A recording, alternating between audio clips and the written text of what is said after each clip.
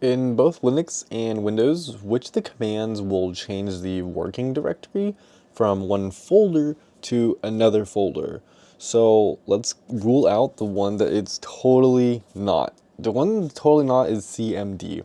If you are in your Windows computer, okay, and you type the Windows key, so the window menu comes up, and you want to type to search something, you type in CMD, it's going to bring up the command prompt.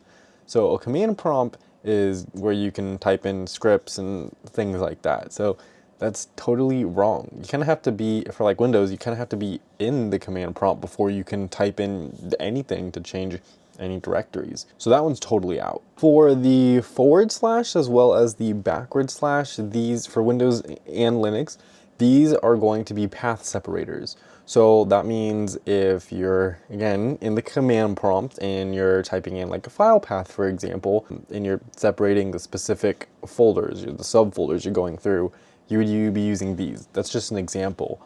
So this is a path separator. This is not going to change your directory.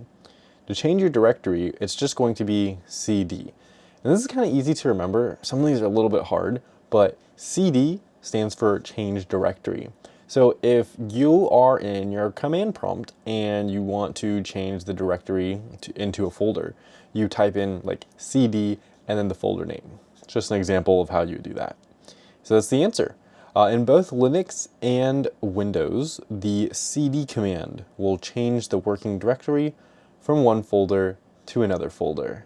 Or it could be a file, from one thing to another thing.